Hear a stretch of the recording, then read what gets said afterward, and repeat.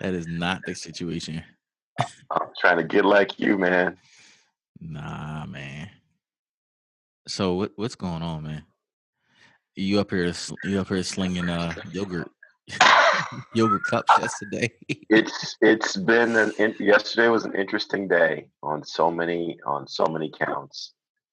So many counts, man. I learned a lot. Wow. There's a and maybe we can talk about this. I don't know, but there's a difference between being a strategist and being an operator. Yep. Speak on it, man. Because I tell people all the time, you can't do both. It's hard to do both. One has to sacrifice. Yeah, and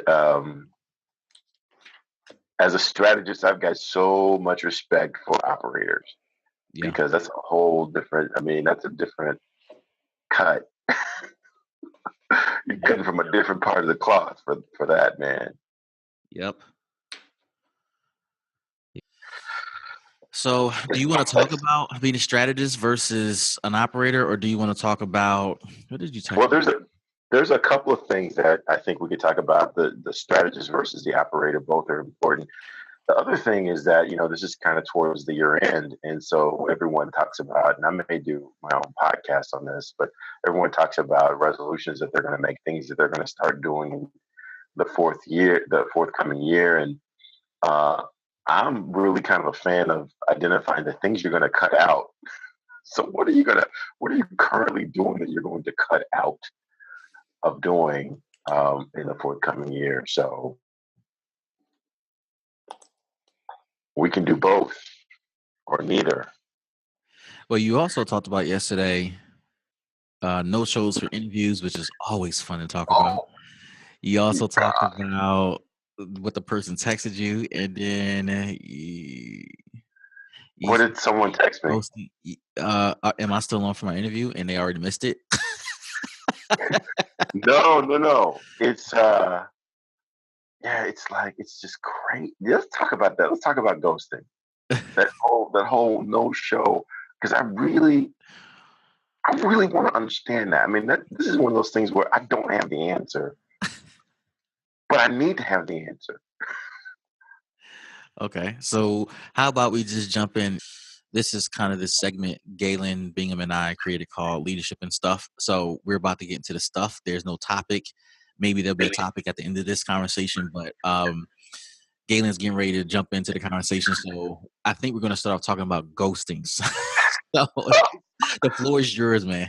Yeah, come to find out, there is this thing in business called ghosting, and I saw this article on the news. I can't remember what channel, I can't remember what show, but they say that employees or candidates will come post for an interview. They'll post for a job. They'll get the interview, and they will either not show up for the interview or they will go to the interview. They'll get hired, and then they'll not show up for their first day on the job. And no text, no call, no anything. It's just you can't get in touch with them. You can't find out what happened. They could be on the side of the road somewhere. You don't know as an employer. It's almost like they were a ghost. And I saw that article, and I could, as a business strategist, that didn't make sense to me. As a business owner of a retail shop, I've experienced that. And that's one of those things that I really need to get my arms around what that is. I've got a couple of theories, I got a couple of thoughts, but I really need to talk to some other smart people to get my arms around that. So that's why I would love to get your perspective as well, William, because this is a real thing. What kind of people will talk to you on the telephone, set up logistics, say, yeah, I'm interested in coming in for the interview. This is absolutely everything that I thought I wanted to do. 9 o'clock tomorrow morning, perfect. And then 9:20, 9:30, nothing. No show, no text, no call, no email. It's almost as if that conversation last night did not exist. So what's your thought? Have you experienced anything like that? Yes. I have no, I have. So for those of you watching, the leadership and stuff, the reason why it's called leadership and stuff is because this is intended to be a conversation with no solution to problems. it's, it's just talking. Yeah, I experienced it. We may find the solution as we have this conversation. I hope, man. I hope. But I've been ghosted several times. I mean, many times, and I don't understand the logic of it. So to be non-specific, it happened recently where got ghosted because a person got a different job and didn't bother to say, hey, no thanks. It's like, okay. And we were looking forward to having this conversation with this person, came highly recommended, and it just makes you feel like, did I just waste my time believing that I'm about to hire a great employee? Or did I turn someone down? And mind you, as an employer, you're trying to invite invite as many people as you can to the conversation so that you are in general selecting the right person. But what people aren't considering is that when you go through the process of selecting resumes to dwindle it down to a certain number of people you really want to talk to, and you are selected as one of those final candidates, and you pull out, you're in essence harming the company and their process of going through the process of selecting the best candidate or candidates. And I've been in situations where we've interviewed a number of people. It was a tough choice with person A, but then a business opportunity opened up. And the first person we think about is person B because they were a close second for different reasons. And we've hired person B, and that person was an awesome fit for the new business opportunity popped up. So, well, there's good reason to show up. Like even if it doesn't work out, it may work out in your favor in another way. I don't have an answer, bro. All that say, I don't have an answer.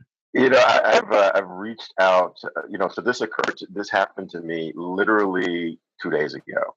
Actually, it happened to me yesterday. Happened to me yesterday in the business that I own.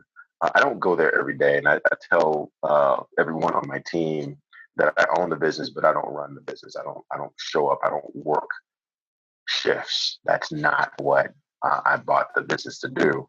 So very often when I go to the shop, when I go to the business, I'm going there for a specific reason. I'm not just going there to hang out.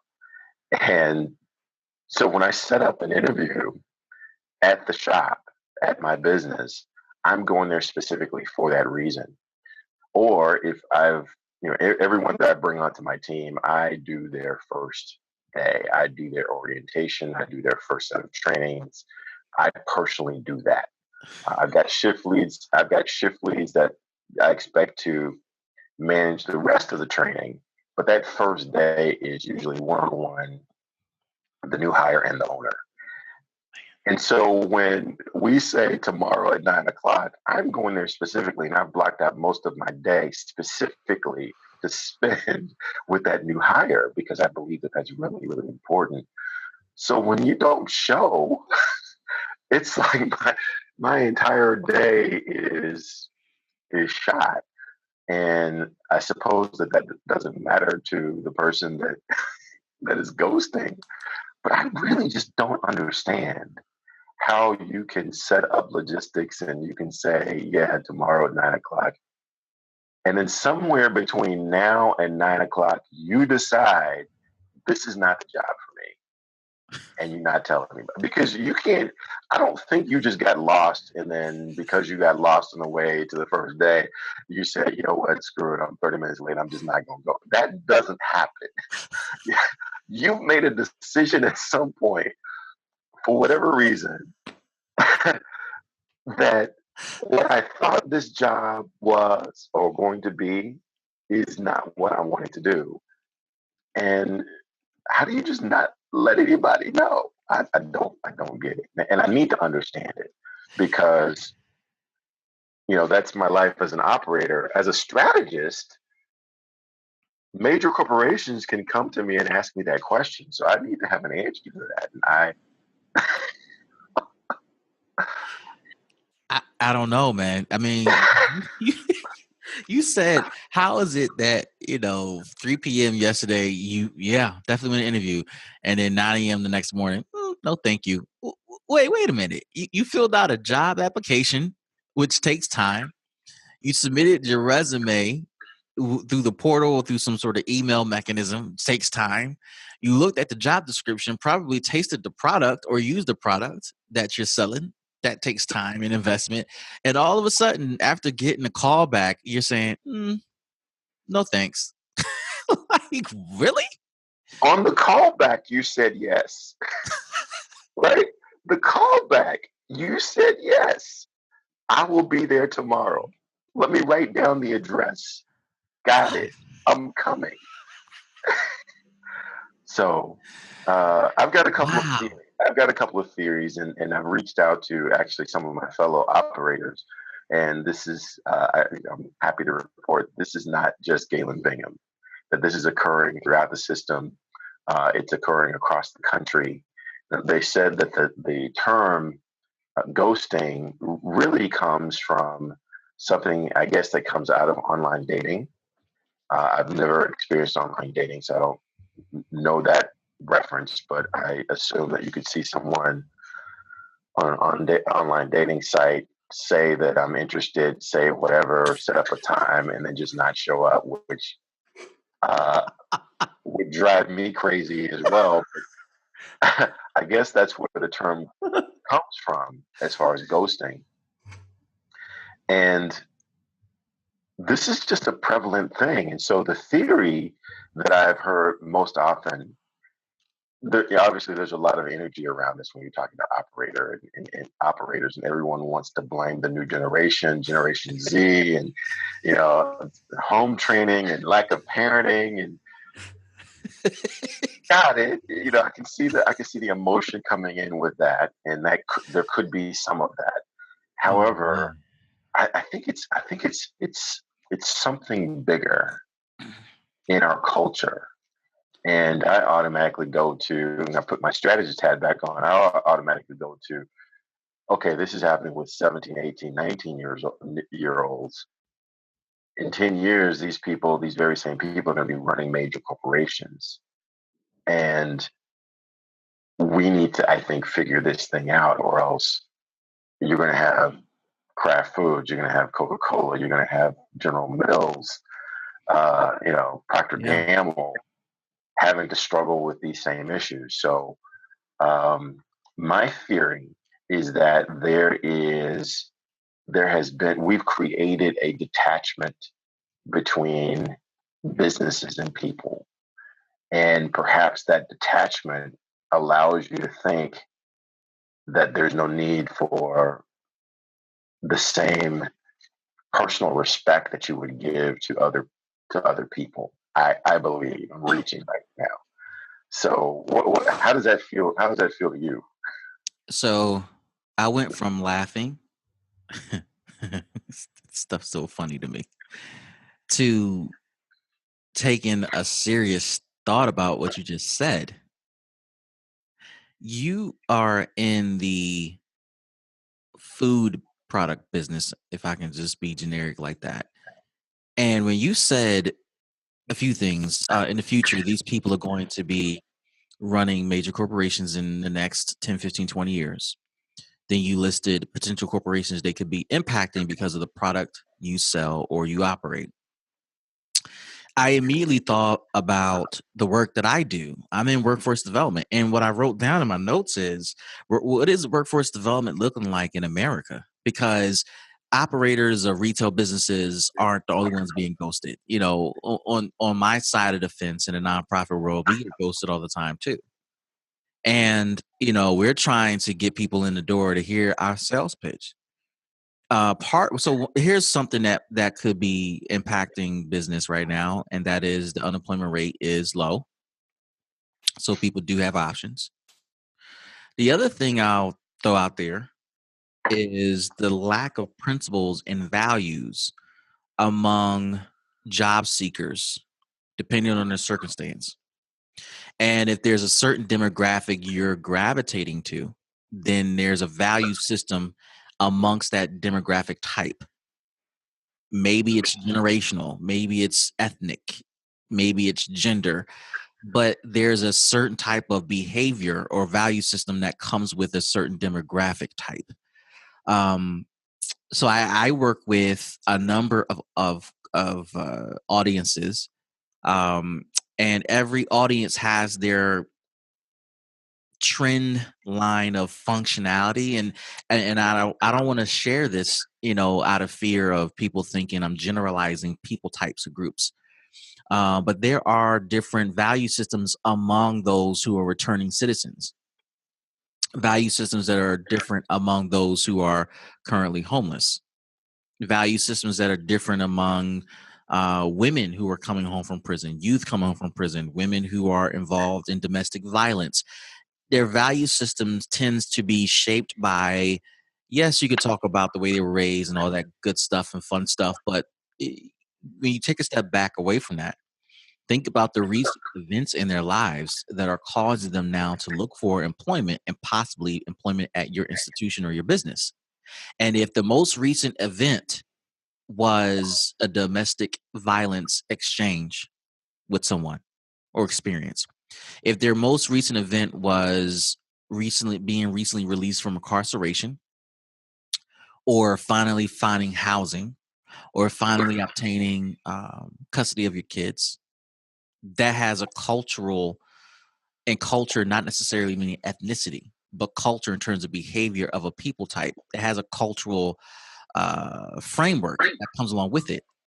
And dare I say, if you're hiring young adults, 16, 17, 18-year olds, there's a cultural behavior, there's a context of that generation that is defined by value systems that you, a man of a certain age, you just don't relate to, because you're a business owner trying to, you look at the bottom line. I'm a 16-year-old kid in high school running track, playing football and basketball. I just need money in my pocket when I need it to pay for the prom or to buy a hoopty. And I don't know if that's a bad thing versus looking at the variety of value systems that exist in the workforce and appreciating it, but also understanding that there are limitations that come with it as a result of selecting that people type that you want to work with. Yeah, I think you may be on to something. I think that makes a lot of sense. When I was listening to you talk about value systems, it reminded me of this book that I have just finished a 10-week study on, and actually going to be doing some other things with one of the one of the recent contributors of the book, and it's called Think and Grow Rich. Originally written by Napoleon Hill, and one of the things that the book talks about is that there are six basic fears that predominate. All fears kind of fit into these six categories, and the first, the most prominent one, is the fear of poverty. Mm. The second most prominent one is the fear of criticism, and there's a lot of things that can fit into that. So if you have a fear of poverty, it doesn't mean that you're necessarily afraid of being broke, but you are afraid of not being able to do what you want to do when you want to do it. And that may be, some derivation of how you operate is under that fear. You're trying to avoid this feeling of not having resource to do whatever you want to do. But the fear of criticism, um, I see a lot of that predominating culture right now, where if you go on Instagram, everything is airbrushed. Everything is, everyone is leaning up against a Bentley. Everybody has a Bentley. Everybody. Isn't that Right? something? Everybody. Right? You got As one? a matter of fact, Because I don't got one. I'm the only one. I'm the only person in America that does not have an Martin or a Bentley. Same here. Oh, so it's two of us. We can Yes, start. too. They're both in this podcast. We can start a support group, man. And so perhaps there is this fear of criticism that bubbles up when you are offered an opportunity and someone says, "Hey, I want you to come," you don't necessarily want to go, but you don't want to say, "I'm not going," because maybe there's a concern that I would be criticized either behind closed doors or to my face on the phone call or that kind of thing. Um, and that's something that just came to my mind as I was listening to you. Just these mindsets that are out there. I think you may be right. Hmm. But I think for leaders and business owners who are looking to hire talent, I think there is a reality of hiring for fit as a part of the process.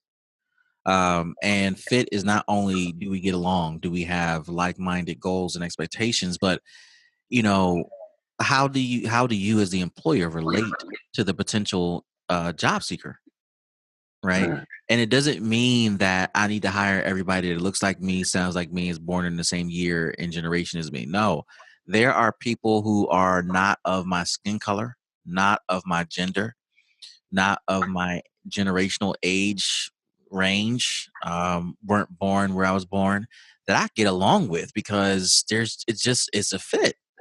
And we're not bound by the surface level issues that seem to separate us. yeah, But the larger value system that we subscribe to is what bonds us or binds us together. So if we have a value system that we want to see all people coming home from prison employed and sustained so that they don't have to take a second look at illegal activity to take care of their families, we're bound by that value system. You could be an 18-year-old high school or college student. You can be a 22-year-old master's student. You can be a middle-aged parent with a family.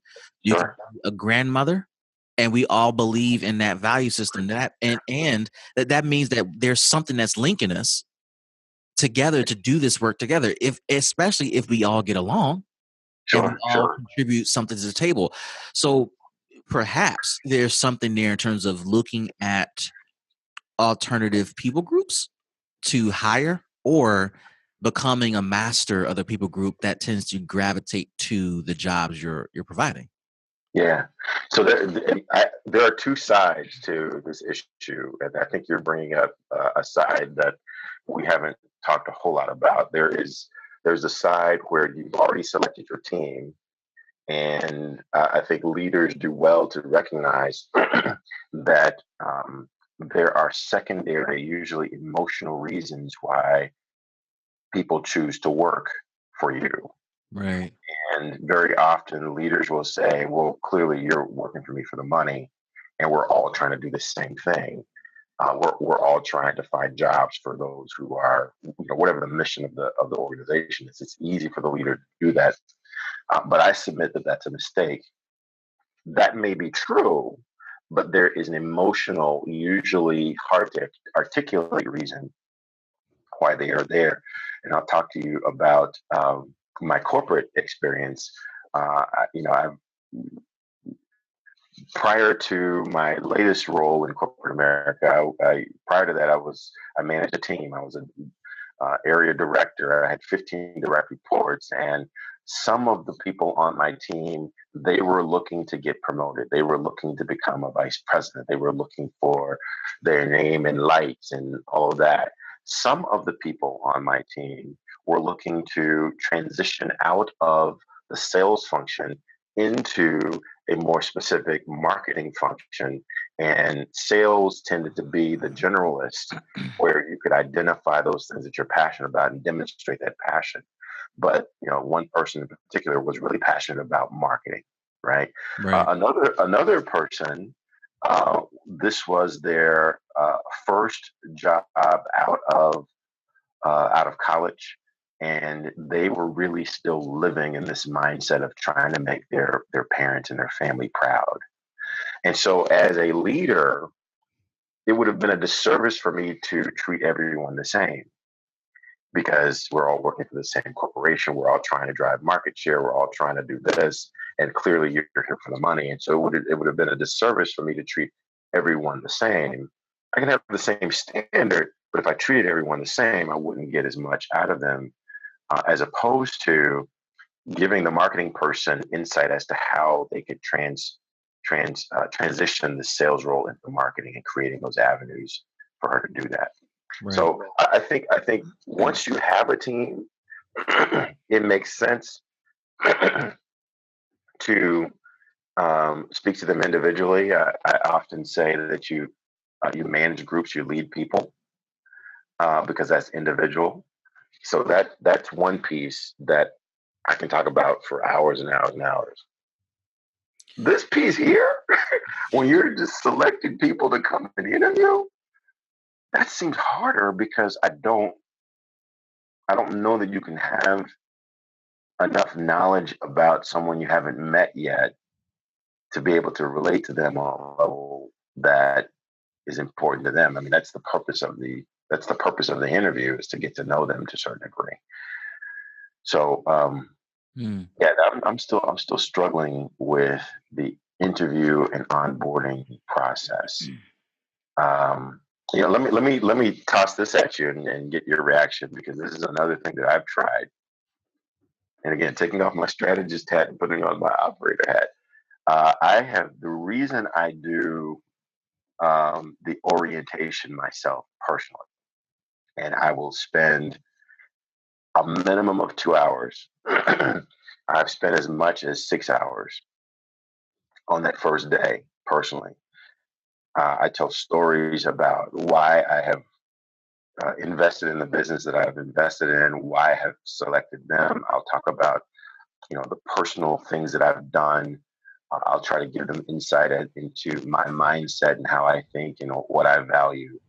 And then I ask for that same thing from them, because I'm trying to create this personal connection so that, excuse me, so that it's more than just a transaction.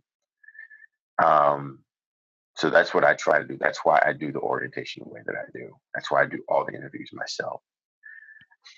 But for the ghosting on the interview piece, I don't understand how you could have, in my opinion, it's a lack of respect for your own personal word.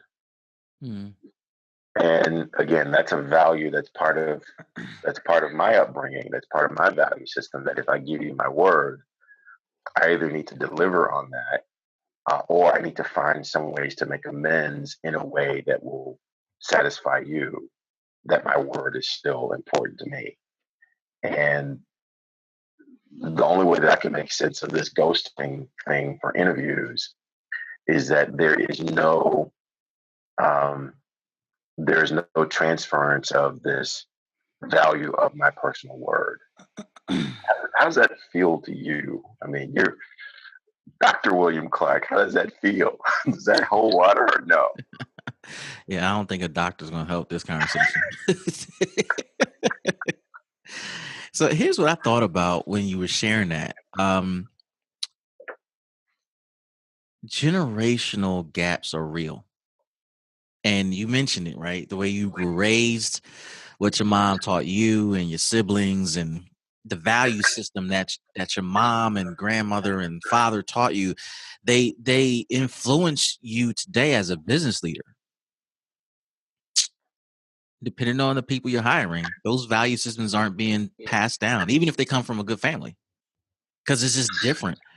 And the other thing I thought about is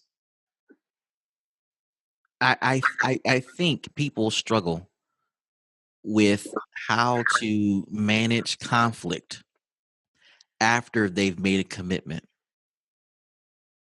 So they've gotten to the point they got a call back, had a conversation with the hiring manager, the business owner, etc., got a commitment, and then they've realized something that they didn't feel comfortable with or didn't like after the fact, or sometimes during the fact, and don't know how to back out tactfully, either for the lack of humility, huge ego, fear, etc. And ultimately, the safest thing they think to do is just don't show up. And if you call them, they won't answer. These are the same people that will be on social media posting while you're calling and texting them, but they don't got time to pick up the phone call because they don't know how to navigate conflict when they don't want to honor a commitment. And perhaps it's them not following through in their word. I think that's part of it. And if, believe it or not, younger generations, they still honor their word, because when the best friend or someone they trust crosses them, they're saying the same things we say. But you said, you promised. I thought we agreed. Because, and the reason why it matters then is because there's a joint value system them and their friends share. There's nothing tying you guys together if it's just a job. And so when I realized I really don't want to do it, I only called because, or applied because my mom made me do it, and I didn't think anybody was going to call me back. And now you call my bluff, right? So when I mentioned moments ago, either change the people group you're hiring or master the one you tend to attract. Perhaps I'm speaking to the fact that if your business tends to attract across the entire system a certain people group of a certain age, and it's a natural attraction, perhaps it might be in your best interest or other retail businesses best interest to learn that generation and to study that generation and to understand their lingo and their value system, the music that they listen to, the shows that they watch, the activities that they're engaged in, because it tells a story about who these young people are, if in fact that's who you're attracting.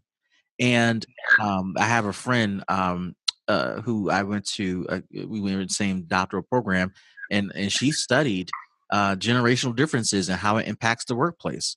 So it's easy to say, oh, so and so's too old or so and so's too young, right? Those are easy, demarcations to blame dysfunctional, or so and so's black, so and so's white, so and so's a woman, so and so's a man, so and so's from the south, so and so's from the north. Like, there's always those easy things, but then there are more deeper things you could learn about that person, because you're Galen Bingham and you're a black guy, but there's more to you than being a black guy, right?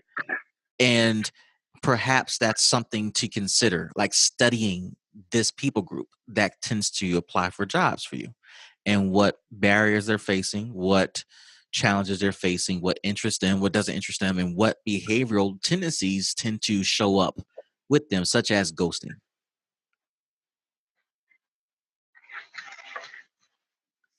I like it. It makes a lot of sense. Makes a lot of sense. Um, because otherwise, you're going to continue to make the exact same mistake, Hmm. right? And I think another, if we were to start listing possible solutions or steps that you can take in order to find a possible solution, I would think that what you just said is probably number one, is to study the people that are being attracted to your business. Step number two may be to do what you and I are doing, where you start talking to your peers. You talk to other, I like to say, talk to other smart people, right? Because although I think my ideas are brilliant, I'm only coming from my life view, from my perspective, and so the more people that I can Hmm. gain perspective from, the easier it's going to be to come with better solutions. So I think that might be step number two. Yeah, I'm a big fan of talking to people from other industries, because there's a lot in common, and then the things that we don't have in common are the opportunities to learn something. And I have discovered that the answers to my problems, my business problems, are often found talking to people who have no dog in the fight, Hmm. and they run a completely different business. They see a completely different customer and a different type of workforce, man. And just some of the solutions that have come through as a result of talking to people like you and others who do something totally different than me, it's been astounding. Like, in this conversation now, I will tell you, a issue that we're dealing with here in my area of the country is we deal with ghosting, but then it's compounded by a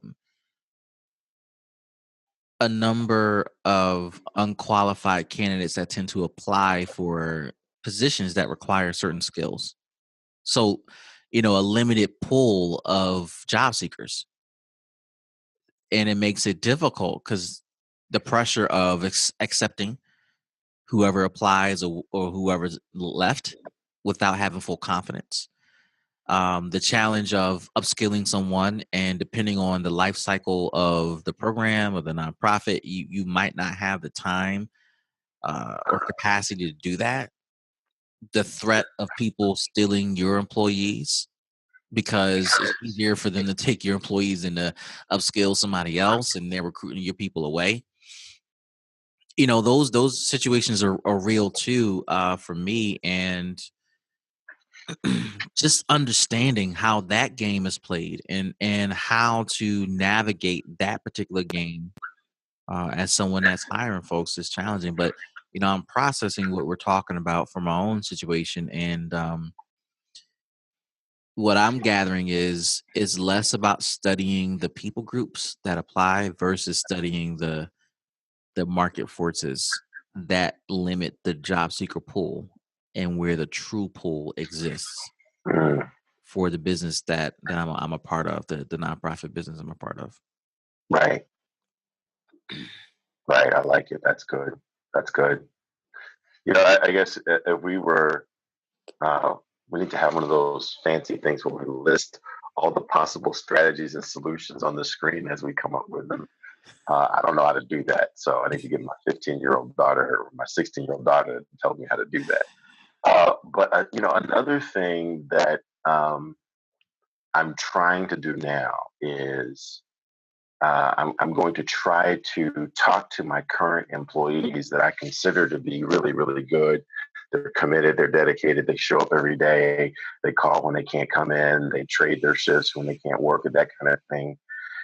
And I'm going to try to talk to them and see if I can get them to help give me some solutions for this ghosting issue that I'm having. Because to your point, they are of that generation. They are facing the same challenges that the people that aren't showing up are facing, and they're making different decisions. So, um, they're going to have a better chance of stepping into that mindset than I will, several generations removed, and, Yeah. and having done things that they haven't thought about yet. Right. So my Mm. mindset is totally different, but my better employees are better able to relate. So I'm gonna, I plan to do that. That might be another step. So then that reminds me of, so I've hinted at the work that I do over the past couple conversations we've had. And so I'm in the workforce development field, and I oversee soft skill training for job seekers who are entering into the labor force. And we cover these things, Galen, because employers like you have made their concerns known. And their concerns are things like what we're talking about. It's not like in my business, we're saying there aren't jobs. There are jobs. Employers are complaining that they're getting ghosted, or if the person does follow through and actually, goes through the process and gets hired and shows up, they're distributing, or uh, uh, they're displaying behaviors opposite of what you prefer. The professionalism of calling when you're sick and you can't make it, the professionalism of knowing, man, I'm running behind, it's my fault, and taking ownership. There's an accident on the highway, not my fault, but I just want to give you a heads up, maybe a few minutes late. The courtesy, the professional courtesy of saying, I broke the machine that makes our product, I'm sorry, what can I do to help? You're likely not to bill that person or dock their pay, but just the professional courtesy is enough, I'm going to assume, to make you say, you know what, I know you didn't mean it, it's all right, we got it covered, but hey, I need you to look out for this and this. Those type of soft skills is what I cover in the portfolio work that I oversee. And it's in response to what business owners have been saying, that these are the things we want. We can teach people how to make widgets, whatever the widget is, But what we don't have time to do and what we get frustrated doing is teaching people how to be professionally curious so that the business doesn't stop. Which you texted me yesterday saying that you're now I'm going to make this up.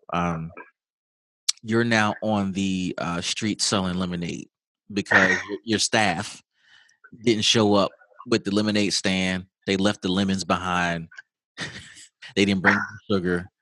And the lemonade stand they did bring out was the old beat up one from 10 years ago that you told them don't touch. So now, yesterday you were out selling lemonade, right? And you're like other business owners, man. If I have to do your job, why hire you? This is the other topic we were going to wrestle with, which is being a strategist, business owner, leader versus an operator. The operator is this is the difference between leadership and management. And plug right here. You should see this on the screen. My course, leadership versus management. This is the distinct difference. It's very difficult to be a leader and a manager at the same time because the manager makes sure that the widgets are being produced on time, on schedule, the same way every day. And if a leader has to step out of their role to play their manager's job, who's looking down the street, around a corner, up the highway for what's coming down the pike? Trends, opportunities, business growth, revenue generation, profitability, new staffing, etc. You can't do both because it's time consuming to be both. And we need both in every business. It doesn't, while I do leadership conversations, I am well aware that there are some people who prefer to be the manager operator because it's their personalities and their wheelhouse. It makes sense for them. And we need people like that in business and in organizations. But when you are forced to do that because employees lack professional courtesy, it's a struggle for you. It's a struggle for the business. It's a struggle for the bottom line. And what people don't realize as employees, ultimately it harms you as the employee because if cuts have to be made, adjustments have to be made because of your unprofessionalism, it's going to hurt you more than it hurts the business owner. I can amen absolutely everything that you said. As a matter of fact, I mean, everything that you said as a hypothetical actually happened to me in the last 2 weeks as a business operator. So had a situation literally about a week and a half ago where at the last minute I look at my security system and we are 30 minutes from the time that we're supposed to open and there's nobody there. It usually takes an hour and a half to open. 30 minutes out, there's nobody there. And so I drop, everything that I was planning to do from a leadership perspective, and I go into operator mode. And so I'm going in, trying to make this thing happen 3 times faster than it's supposed to happen. I'm trying to make it happen. And I'm there working with one of the smaller machines. There's a display area. There's several displays, but there's one display area that we are supposed to just fill and clean and that kind of thing, make sure that it's presentable to the customer. And I get there and everything looks good, and I pull it down and put it on a cart, and it almost falls over. And I'm like, wow, that's weird. I catch it, and I realize the bottom is broken off, and it was just propped up there to look like it was the way it was supposed to be, but it was actually broken. And when I come in normally when I just come in and look, everything looks good. But because I got in and I was the operator, I realized that they broke the bottom of this display piece. And yeah, there's some cost to replacing it, but not that big of a deal. There would be a huge investment if the thing broke when one of my customers were there and all the product fell out and it fell on the customer. It's like, to your point, just give me the professional courtesy of saying, hey, don't know what happened, or my fault, I dropped this thing, it broke. Galen, can you come in and replace it? Or what's the process for replacing it? Instead, they just propped it up to make it look like. And I'm like, who does that? Who does that? that doesn't make sense to me in my worldview. Um, and so there, I mean, that absolute reality, based upon a scenario that you were making up in a hypothetical way. Um, and you're absolutely right about having to shift from leader to manager or leader to operator. It's a different mindset. Um, by definition, the leader is supposed to be thinking, sitting at 10,000 feet and watching what's going on to the entire operation. I think I did a podcast on that as well. That if no one is sitting at 10,000 feet observing your operation, then who is? Because that's the job of a leader. Whereas the manager's job or the operator's job is to make sure that the widgets are being produced and they're actually counting the errors. They're trying to minimize errors. If you've done any kind of Six Sigma work or lean work, you know that that is the job, to make sure that if you were supposed to produce 1,000, that you produce that 1,000 and perhaps get to 1,003, right? Yep.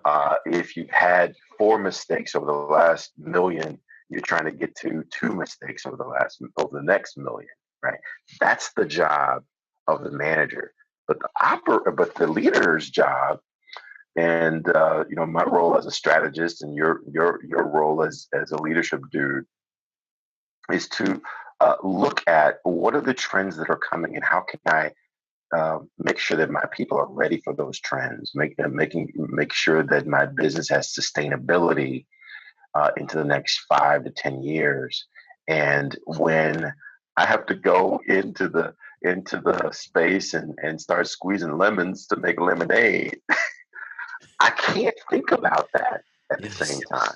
I can't. And then if back to what I said earlier, if I'm not sitting at 10,000 feet looking at my business, then who is? Man, I, that's so for people who wonder what leaders do or what they're supposed to be doing, or how do you define leadership? I'm always going to say leadership is the idea of influencing to get results. That's not going to change for me.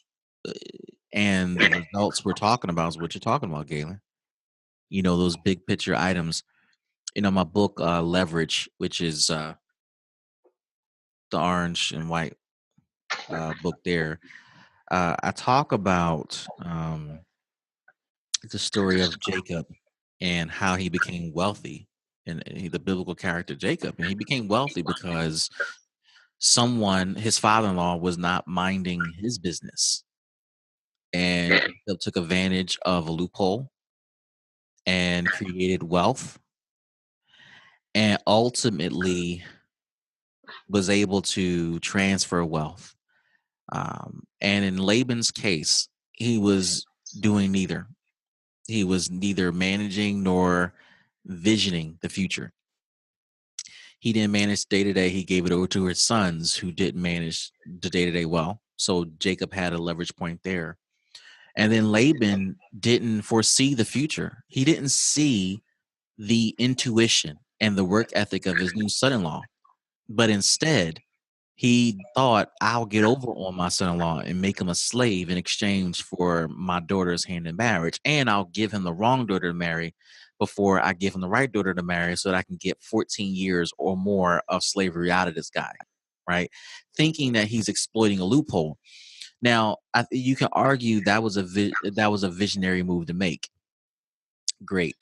But I don't know if he maximized his vision, because if he did, he would have saw that contract, if you will, as an opportunity to maximize performance. And if you know that this guy is working out of love and passion, he's willing to do almost anything to get what he wants. And if he has the work ethic to make it happen, how can that grow your business? And there are leaders who are watching this who are neither looking at the future or managing right now. You can be the founder of a business and manage it right now because that's what you love to do, and hire somebody to worry about tomorrow. Or you can worry about tomorrow and hire somebody to worry about today. but you got to do something for your business, man. You can't just be totally absent. Right? It is about pushing the boundaries of your business, creating opportunities, building relationships that can create new revenue sources, new opportunities to increase return on investment. Man, it's work. It's work, and you've got to be first. You got to know the business that you're in. You got to know the role that you're playing, and that's what we're talking about here. Because if the situation calls for an operator, and I'm going to keep my leadership hat on because I enjoy being the leadership strategist, well, that's not going to work out, right? I can't sit there and my shop not open, my business not open because I'm sitting here strategizing about the labor force and the impact of generations working in the workforce, right? That's not going to work. Nor can I be on a project with uh, a major corporation, whether it's P&G, whether it's Coca-Cola, whether it's PepsiCo, whether it's whomever, and I'm having a conversation with the senior vice president of workforce inclusion, and they're looking for me to provide either process or advice, and I can't be talking about whether or not they open their shop on time, right? So we've got to know the business that we're in, know the time and the place to be in that space, and then have the mental capacity to deliver against that as needed. And I think, to your point, very often you will see.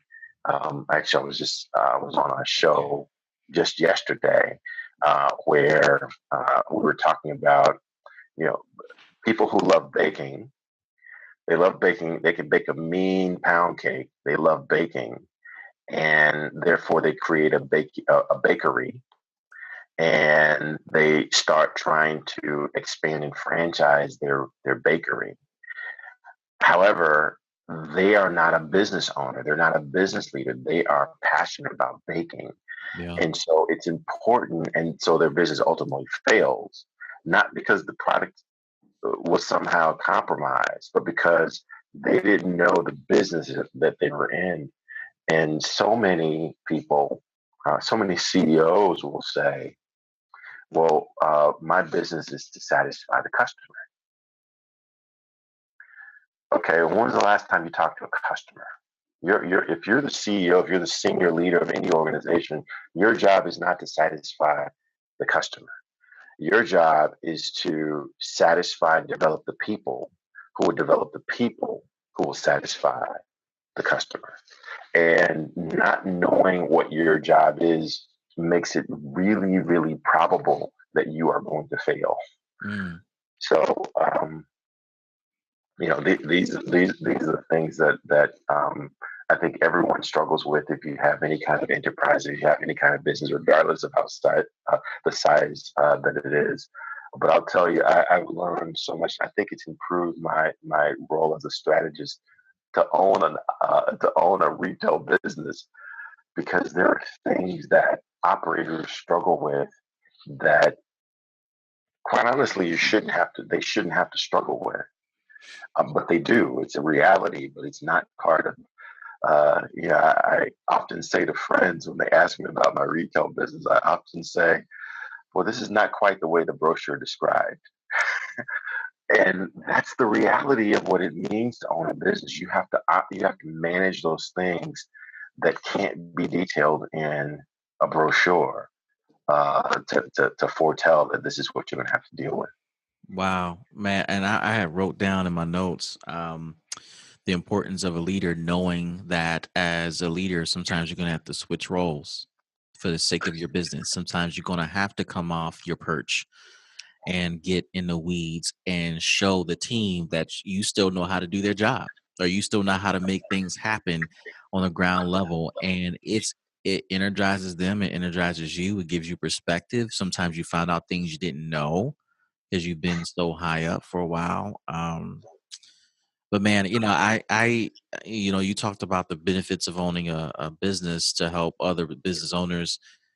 Sometimes, you made me think, Galen, that, when you consult people, what good are you if you've never lived what they've been through? and the value of I've owned and still own a small business, and the lessons I've drawn from that to help the people that work for me now, or the people that I speak with, or consult or teach. Those lessons are plenteous because they're the same lessons, no matter if it's a Fortune 500 or the mom and pop on the corner selling candy and chips. It's the principles of selecting the right team, knowing how to find a team, leveraging your strengths, knowing your weaknesses need to be farmed out, man. Man, that's a whole nother show, man. Yeah, it really is. It really is. Another favorite phrase of mine is nobody eats unless somebody kills something, Mm, and um, that is great, and it's fun to say. But the reality is, as a business owner, I need to have somebody converting prospects to actual yes, customers, and yes, collecting money in exchange for goods and service. If yes. that's not happening, I don't have a business, That's right. right?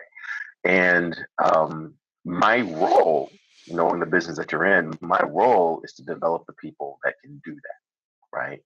Because if I roll in there every day and I'm the one talking to the customer and I'm the one making that sale, then yeah, we will win the day, we'll win the hour, but we won't win the business because I can't be there all the time.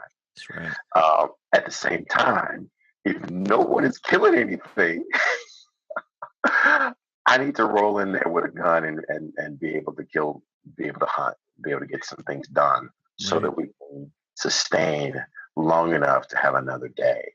And one of the things that you said, I think, is really important. You need to know when to step in and when not to step in. And it can't be just because you enjoy it, because that's not sustainable. So let me ask you this as we wrap up another edition of Leadership and Stuff. What are you planning to cut out in 2019? Wow, that's a whole nother conversation. There are, on a personal level, I've decided that I am going to cut out um, looking for the next silver bullet. I'm convinced ever more that there are no silver bullets. It really comes from getting deep in the areas that you already profess to have some expertise, maybe looking at that differently. But yeah, I'm cutting out my penchant for chasing the next big thing, Mm. because I got to deliver against this big thing. So that's one of the things I am focused on cutting out. What about you? I wasn't going to say it that way, but I think you said it right. Um, it's not the silver bullet, but I was going to say I'm cutting out trepidation because I Mm. didn't find the silver bullet yet. And as you said, working on what I have in front of me, working with what I have in my hand, and allowing myself, giving myself permission to count my pennies until they add up to $1. And if I find a nickel or dime or a quarter or a full dollar along the way of this journey, I will have had pennies that have helped contribute to ultimately getting to that full dollar. Um, and I think, what you share, what I shared, it's not just for small business owners, it's for leaders of all types, right? Just letting go of fear year by year, step by step, working with the little things, man, and just watching it come together, man. That's powerful. Hey, another thing I would add to that, because I think you're absolutely right, is, and I did a podcast on this a little while ago, is I'm going to cut myself some slack Mm, because in order to have any kind of level of success, you got to have ambition. You got to hold yourself to a standard that is not shared in the industry that you're in, right? And so, but with that comes this unfair expectation that I am going to be perfect in everything that I do. that's right. And that's not realistic. And if a client were to come to me, and a coaching client were to come to me, it would be easy for me to say, dude, that's not real. That's not realistic. But for myself, somehow that coaching goes out the window. So I'm going to cut myself some slack in 2019. I am going to allow myself to make some mistakes as long as I'm learning and I'm recovering quickly, uh, and just enjoy the ride more. Had a had a brand new mentor reinforce to me that it's not about the destination, because there is no destination. It is only about the journey. That's all that there is the journey.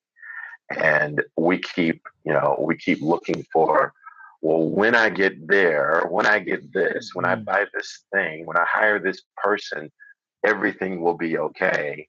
And lo and behold, you get that thing, and there's another thing, right? There is no destination. Yes. So yeah, so that's one of the things I'm really going to try to embrace. We need to talk about that during our next one. There is no destination, because what some folks don't realize is that the journey defines you as a person, as a leader, as a business owner, and the journey is actually the secret to new opportunities being offered or presented to you, because the system that you create along the journey, the discipline along that journey, is what people buy into. The end results are always going to be good. If you follow the discipline and you just give yourself to the process. But man, that's so good. So I thought about another one. Um, uh, for me, I'm going to do, instead of cutting out, but just set the precedent that I wish to see set, and welcome people who will jump on board later. Mm, I've been waiting for other people to do this and do that before I do this. And not because I'm incapable or I don't have the capacity to do this or that, but I wanted to give way to people to go ahead and take the lead, man. Let me follow you, let me help you. And that has not worked. For some of the personal goals I have, it seems as though that the calling is for me to just step out and do me, and to give and to contribute in ways that I care to contribute to, and be the precedent I desire. Because perhaps people don't see the vision I see and don't know that they have something to contribute. And so I'm committed to that in 2019, man. outstanding, Yeah. outstanding. Now, I think for me, so much. I mean, we talked about. I talked earlier about these six basic fears, and the second one being the fear of criticism. Mm, And that one for me tends to be the biggest, um, I would say, stumbling block, but the thing that occurs most. And it's not so much criticism from other people; it's self criticism, because I have the standard, because I know what I can do, because I know the vision that I hold for myself. It's easy for me to say, dude, you're never going to get there if you keep performing like this, right? But that's the same as if Dr. William Clark were to say that to me, right? mm. That's the same as you calling me up and saying, Galen, you're not performing the way that you could be. I know that you got more in you. What are you doing, right? And but that would be more obvious, but it's the same thing as me saying it to myself. And so back to what I said earlier, I'm going to cut myself a little more slack Yes. in 2019. Be kind to And yourself. Yeah. well, just honor the fact that I'm human. Yes. And I've in my book, I redefined humility. Um, let's see, yeah.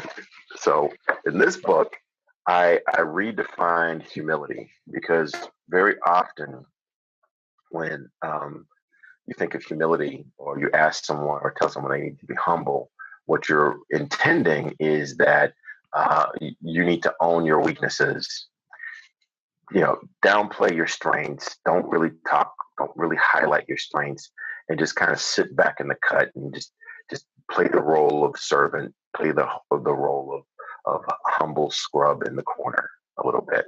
That's what you're intending. And what I've defined it as is humility is really owning the reality of being human. And when I own the reality of being human, the reality is there are some things that I'm not very good at, right? Mm, There are some things that if you ask me to do it, I'm going to give you my best effort, but the result, the end product is not going to be stellar, mm, right? That's a reality. Now, there are some things that, dude, I may be really close to being the greatest in the world at that thing, right? There are some things that there is no need for you to talk to anybody else if you got my number in your phone, that's right. right? Some things, right? And that's the case with everyone. You know, everyone has strengths, everyone has weaknesses. And when we only embrace our weaknesses and we don't embrace equally our strengths, then that just contributes to that negative self-criticism that we talked about earlier, in that I only embrace the times that I put myself down, as opposed to saying, look, if you want to talk about leadership strategy, I might not be the first person you call, but I really do need to be on the list. Right. Right. Yeah. When you talk about these other things, yeah, let me give you some names. Right. But Right. you need to own. I think we need to own both, and that's one of the things that I talk about to other people, and I don't necessarily embrace myself as well as I should. There it is. Leadership and stuff. I I don't know. like If, that. I don't know if we solved the whole ghosting problem. No, no. I don't think we did either, man. But it was, I think having this conversation is almost therapeutic.